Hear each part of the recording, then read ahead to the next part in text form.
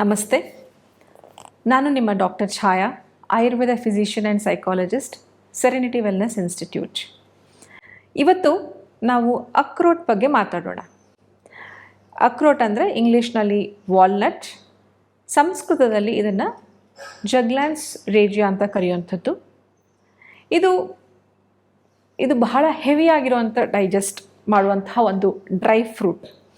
So ಇದರ urea ಬಂದು ಉಷ್ಣವೀರ್ಯ, ದೇಹದಲ್ಲಿ ಉಷ್ಣವನ್ನು ಉಂಟು ಮಾಡುತ್ತೆ. ಸೊ ಹಾಗಾಗಿ ಇದು ವಾತ ಮತ್ತು ಕಫ ಶಮನ ಇರುವಂಥದ್ದು. ಇದು ಮೂಲತಃ ಇರಾನ್ನಿಂದ ಬಂದಿರುವಂಥದ್ದಾಗಿರೋದು. ಈಗ ನಮ್ಮ ಭಾರತದಲ್ಲಿ ಸದರ್ನ್ ಪಾರ್ಟ್ಸ್ ಆಫ್ ಕಾಶ್ಮೀರ್ ಇರ್ಬೋದು, ನಾರ್ತ್ ಈಸ್ಟರ್ನ್ ಪಾರ್ಟ್ಸ್ ಆಫ್ ಇಂಡಿಯಾಲಿ ಆಗಿರ್ಬೋದು ಇದನ್ನು ಬೆಳೀತಾ ಇರ್ತಾರೆ. ಇದು ಸರಿಸುಮಾರು 30ರಿಂದ ಒಂದು 150 kg ಅಷ್ಟು ಹಣ್ಣುಗಳನ್ನು ಈ ಮರ ಒಂದು ಹಾರ್ವೆಸ್ಟ್ಗೆ ಕೊಡುವಂಥದ್ದು. ಎವ್ರಿ ಆಲ್ಟರ್ನೇಟ್ ಇಯರ್ಸ್ ಈ ಮರ ಹಣ್ಣು ಕೊಡುವಂಥದ್ದು 30 to 160 kg ಅಷ್ಟು ಹಣ್ಣುಗಳನ್ನು ಕೊಡುತ್ತೆ ವಾಲ್ನಟ್ಸ್. ಇದ್ರ ಮರ ಬಹಳ ಒಂದು ಎತ್ತರವಾಗಿ ಬೆಳೆಯುವಂಥದ್ದು. ಸರಿಸುಮಾರು 40ರಿಂದ 130 ಅಡಿಯಷ್ಟು ಈ ಮರ ಬೆಳೆಯುತ್ತೆ. ಅತಿ ಎತ್ತರವಾದ ಮರ ಬೆಲ್ಜಿಯಮಲ್ಲಿ ನಾವು ನೋಡ್ಬೋದು. 113 ಅಡಿ ಬೆಲ್ಜಿಯಂ ಪಾರ್ಕ್ನಲ್ಲಿ ಈ ಒಂದು ಮರ ಇರುವಂಥದ್ದು. ಸೊ ಇದಿಷ್ಟು ಈ ವಾಲ್ನಟ್ಟು ಎಷ್ಟು ಗುಣ ಏನು, ವೀರ್ಯ ಏನು, ಮತ್ತು ಎಲ್ಲಿಂದ ಬಂದಿದ್ದು ಅಂತ ನಾವು ನೋಡಿದ್ವಿ. ಈ ವಾಲ್ನಟ್ ಅಥವಾ ಈ ಡ್ರೈ ಫ್ರೂಟು ಎಷ್ಟು ಸೇವನೆ ಮಾಡಬೇಕು? ಚೂರ್ಣ ಆಗಿದ್ದರೆ ಇದು 2ರಿಂದ 3 ಗ್ರಾಮ್ ಅಷ್ಟು ಸೇವನೆ ಮಾಡುವಂಥದ್ದು. ಇನ್ನು ಡಿಕಾಕ್ಷನ್ ಆಗಿದ್ದರೆ 40ರಿಂದ 50 ml ಸೇವನೆ ಮಾಡಬೇಕು. ಹಣ್ಣು ಡೈರೆಕ್ಟ್ ಹೋಲ್ ಫ್ರೂಟ್ ನೀವು ತಗೊಳ್ಳೋದಾದರೆ 10ರಿಂದ 20 ಗ್ರಾಮ್ ಸೇವನೆ ಮಾಡಬೇಕು. ನೆನೆಸಿಟ್ಟು ಈ ಹಣ್ಣನ್ನು ಸೇವನೆ ಮಾಡಿದ್ರೆ ಸಾಕಷ್ಟು ಔಷಧೀಯ ಗುಣಗಳನ್ನು ನೀವು ಪಡ್ಕೋಬೋದು. ರಾತ್ರಿ ನೆನೆಸಿಟ್ಟು ನೆಕ್ಸ್ಟ್ ಡೇ ಬೆಳಗ್ಗೆ ನೀವು ಸೇವನೆ ಮಾಡುವಂಥದ್ದು. ಇದು ಈ ವಾಲ್ನಟ್ನ ನೀವು ಗಮನಿಸಿದ್ರೆ ಮೆದುಳಿನ ಆಕಾರದಲ್ಲಿ ಈ ವಾಲ್ನಟ್ನ ನೀವು ನೋಡಬಹುದು. ಸೊ ಮೆದುಳಿನ ಆಕಾರ ಅಂದರೆ ಇದನ್ನು ಮೆದುಳಿನ ಫಂಕ್ಷನ್ಸ್ ಏನಿದೆ, ನರ್ವಸ್ ಫಂಕ್ಷನ್ಸ್ ಏನಿದೆ, ಬ್ರೈನ್ ಫಂಕ್ಷನ್ಸ್ ಏನಿದೆ, ಅದಕ್ಕೆ ಒಂದು ರಿಲೇಟ್ ಮಾಡ್ತಾರೆ. ಹಾಗಾಗಿ ಮೆದುಳಿಗೆ ಬರುವಂಥ ನರ್ವಸ್ ರಿಲೇಟೆಡ್ ಡಿಸಾರ್ಡರ್ಸ್ ಆಗಿರ್ಬೋದು, ಆಲ್ಝೈಮರ್ಸು ಮತ್ತು ಸ್ಕಿನ್ ರಿಲೇಟೆಡ್ ಡಿಸಾರ್ಡರ್ಸ್ ಕೂಡ ಇದನ್ನು ಬಳಸುವಂಥದ್ದು, ಲೈಕ್ ಸ್ಕೇಬಿಸು, ಫಂಗಲ್ ಇನ್ಫೆಕ್ಷನ್ಸು, ಈ ಎಲ್ಲ ಚರ್ಮ ರೋಗಗಳಿಗೆ ಉಪಯೋಗ ಮಾಡುವಂಥದ್ದು. ಹಾಗಾಗಿ ಇನ್ನು ಇದು ಬಿಟ್ಟರೆ ಸುಟ್ಟು ಗಾಯಗಳಿಗೂ ಕೂಡ ಇದನ್ನು ನಾವು ಉಪಯೋಗ ಮಾಡ್ತೀವಿ.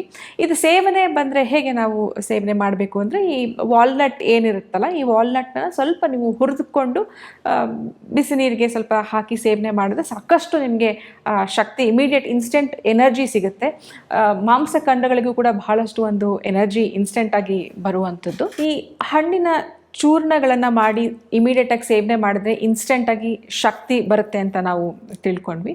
ಇನ್ನು ಈ ಮರದ ತೊಗಟೆಯನ್ನು ತೆಗೆದುಕೊಂಡು ಸ್ವಲ್ಪ ನಿಂಬೆ ರಸ ಬೆರೆಸಿ ಗಾಯಗಳಿಗೆ ಹಚ್ಬೋದು. ಎಲ್ಲಿ ಸ್ಕಿನ್ ಇನ್ಫೆಕ್ಷನ್ಸ್ ಆಗಿರುತ್ತೆ, ಫಂಗಲ್ ಇನ್ಫೆಕ್ಷನ್ಸ್ ಆಗಿರುತ್ತೆ, ಸ್ಕೇಬೀಸಲ್ಲಿ ಇದು ಕೂಡ ಬಹಳ ಉಪಯುಕ್ತ, ಸರ್ಪಸುತ್ತು ಇದರಲ್ಲೂ ಕೂಡ ಬಹಳ ಉಪಯುಕ್ತ ಆಗಿರುವಂಥದ್ದು. ಇದು ಎಕ್ಸ್ಟರ್ನಲ್ ಅಪ್ಲಿಕೇಶನ್ ಆಯಿತು. ಇನ್ನು ಇದರ ಎಲೆಗಳನ್ನು ಕೂಡ ನಾವು ಕಷಾಯ ಮಾಡಿ 30ರಿಂದ 50 ml ಅಷ್ಟು ಈ ಕಷಾಯವನ್ನು ಸೇವನೆ ಮಾಡಿದ್ರೆ ಗಾಯಗಳು ಬೇಗ ಹೀಲ್ ಆಗಲಿಕ್ಕೆ ಹೆಲ್ಪ್ ಆಗುತ್ತೆ. ಈ ಗಾಯಗಳನ್ನು ಕೂಡ ಈ ಎಲೆಗಳಲ್ಲಿ ಮಾಡಿರುವಂತಹ ಕಷಾಯದಲ್ಲಿ ವಾಶ್ ಮಾಡಿದರೂ ಕೂಡ ಬಹಳ ಬೇಗ ಗುಣ ಆಗೋದನ್ನು ನಾವು ನೋಡಬಹುದು. ಇನ್ನು ಜಿಂಜಿವೈಟಿಸ್ ಇರ್ಬೋದು, ಹಲ್ಲಿನ ಹುಳುಕು ಆಗಿದ್ರೂ ಕೂಡ ಈ ಎಲೆಗಳಿಂದ ಮಾಡಿರುವಂತಹ ಕಷಾಯದಲ್ಲಿ ಬಾಯಿ ಮುಕ್ಕಳಿಸಿದ್ರೆ ಆದಷ್ಟು ಬೇಗ ನೋವು ಕೂಡ ನಿವಾರಣೆ ಆಗುತ್ತೆ. ಬಾಯಲ್ಲಿ ದುರ್ವಾಸನೆ ಇದ್ರೂ ಕೂಡ ಇದು ಕಡಿಮೆ ಆಗುವಂಥದ್ದು. ಇದು ಆ್ಯಂಟಿ ಆಕ್ಸಿಡೆಂಟ್ಸ್ ಕೂಡ ಬಹಳ ಹೇರಳವಾಗಿ ಈ ಒಂದು ವಾಲ್ನಟ್ಟಲ್ಲಿ ಇರುವಂಥದ್ದು. ಕ್ಯಾನ್ಸರ್ ಏನಿರುತ್ತೆ ಅದನ್ನು ತಡೆಗಟ್ಟುತ್ತೆ. ಸೆಲ್ಸ್ಗಳನ್ನು ಹಾಳಾಗದೇ ಇರೋ ರೀತಿಯಾಗಿ ತಡೆಗಟ್ಟುತ್ತೆ. ಆಕ್ಸಿಡೇಟಿವ್ ಡ್ಯಾಮೇಜ್ ಸೆಲ್ಸ್ಗಳಲ್ಲಿ ಆಗದೇ ಇರೋ ರೀತಿಯಾಗಿ ಈ ಒಂದು ವಾಲ್ನಟ್ ನೋಡ್ಕೊಳ್ಳುವಂಥದ್ದು. ಇನ್ನು ನಿದ್ರಾಹೀನತೆ ಇದ್ದರೆ, ನಿದ್ರೆ ಬರ್ತಾ ಇಲ್ಲ ಅನ್ನೋರಿಗೆ ಇದು ಒಂದು ಸೆಡೇಟಿವ್ ಆಗಿ ವರ್ಕ್ ಮಾಡುತ್ತೆ. ಬಿಸಿ ಹಾಲಿನಲ್ಲಿ ಈ ಒಂದು ವಾಲ್ನಟ್ ಪೌಡರ್ನ ಮಿಕ್ಸ್ ಮಾಡಿ ಸೇವನೆ ಮಾಡೋದ್ರಿಂದ ಒಳ್ಳೆ ಸ್ಟ್ರೆಸ್ ರಿಲೀವ್ ಆಗುತ್ತೆ, ಮೈಂಡ್ ಕಾಮ್ ಆಗುತ್ತೆ. ರಾತ್ರಿ ಹೊತ್ತು ಇದನ್ನು 1 ಚಮಚ ವಾಲ್ನಟ್ನ ಬಿಸಿ ಹಾಲಿಗೆ ಮಿಕ್ಸ್ ಮಾಡಿ ಸೇವನೆ ಮಾಡುವಂಥದ್ದು. ಇನ್ನು ನರಗಳ ತೊಂದರೆಗಳಿರ್ಬೋದು, ಪ್ಯಾರಾಲಿಸಿಸು, ಸ್ಟ್ರೋಕ್ ಇರ್ಬೋದು, ಸೆಕ್ಷುವಲ್ ಡಿಸ್ಫಂಕ್ಷನ್ಸ್ ಇರ್ಬೋದು, ಈ ಎಲ್ಲ ಕಾರಣಗಳಿಗೂ ಕೂಡ ಈ ಒಂದು ವಾಲ್ನಟ್ನ ಉಪಯೋಗ ಮಾಡುವಂಥದ್ದು.